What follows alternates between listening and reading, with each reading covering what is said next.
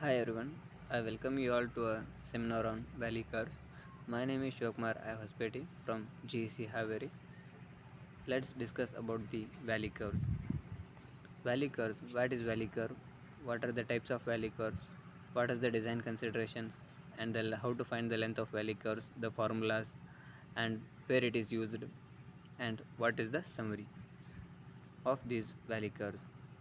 Valley curves, we can define these are valley curves or sag curves are vertical curves with convexity downwards. Valley curves are like sag curves, and these are vertical curves with having convexity in downwards direction. And these are the four types of curves, valley curves. In that, one, when a descending gradient meets another descending gradient. Here two gradients come, one is ascending gradient, another one descending gradient.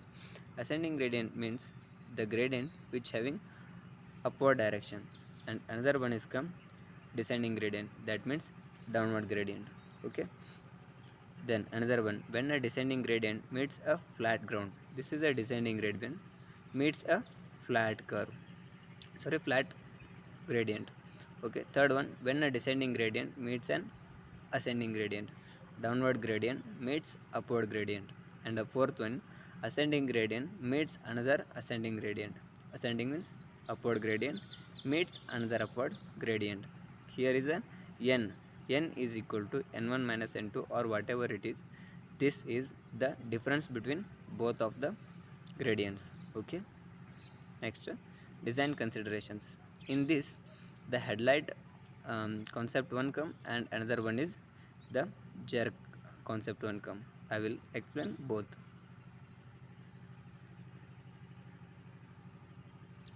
There is no restriction to sight distance at valley curves during the daytime, but visibility is reduced during night.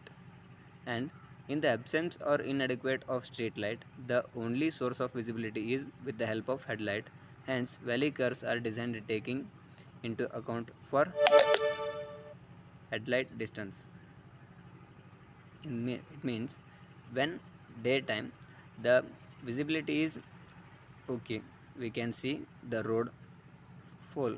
In night time we can't see whole around the road or upcoming or vehicles.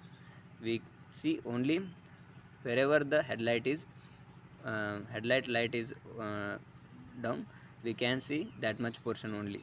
Then we have to design the valley curves in proper length to save against accidents in night time also. Okay, then in valley curves the centrifugal force will be acting downwards along with the weight of the vehicle, and hence impact to the vehicle will be more. This result in jerking of vehicle and causes discomfort to the passengers. It means we can see in this diagram, this is a car, and this car's centrifugal force and self weight both acting in the same direction and the same point. Then the whole weight or the whole force is directly comes to wheels. These wheels are directly comes to tires. Those tires will jerk due to these forces. Okay, this is the meaning of that words. And another topic, thus the most important design factors considered in valley curves are impact free movement of vehicle at design speed, and the availability of stopping sight distance under headlight of vehicle for night driving. Okay, then length of valley curves are determined by two criteria. One is comfort criteria and another one is safety criteria. First one is comfort criteria. In comfort criteria, this is the formula to calculate length of curve. L equal to 2 root of n v square v cube divided by c. What is L? What is n? We can see L is the length of valley curve, and c is the rate of change of acceleration. R is the minimum radius of the curve, v is the design speed, and t is the time, and c change of acceleration. Okay. Next one, safety criteria. In safety criteria, there are two uh, topics. The length of the curve calculated based on two criteria. the length of the curve greater than the stopping side distance, first one, and another one, length of the valley curve less than the stopping side distance. Case 1, when the length of the valley curve greater than the stopping side distance, this is the formula to calculate the length of valley curve, n s square divided by 2h1 plus 2s tan alpha. Here n is equal to deviation angle in radians, h1 is the height of headlight beam, alpha is the beam inclination in degrees, and s is the side distance. The inclination is 1 degree. This is the curve, sorry, this is the diagram of valley curve. Case 1, length is greater than stopping side distance. And case 2, here length of the valley curve is less than side distance. The formula to calculate the valley curve in case 2 condition is 2s minus 2h1 plus 2s tan alpha divided by n. This is the diagram of case 2 condition, and this is the valley curve. This is downward and upward.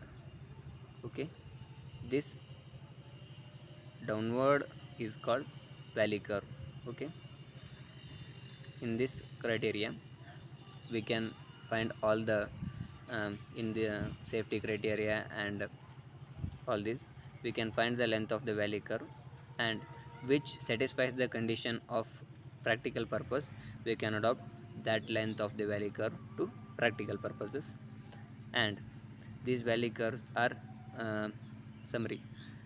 In the valley curve should be designed such that there is enough headlight side distance, and improper designed valley curves result in extreme riding discomfort as well as accident risk, especially at night times.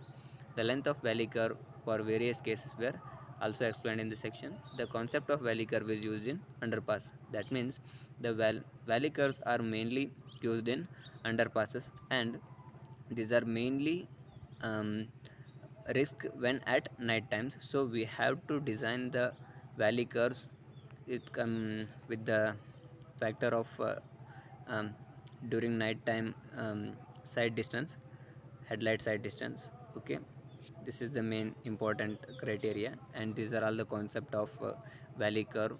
It is suitable for underpass, and also I have explained something. Okay, thank you all for listening the video.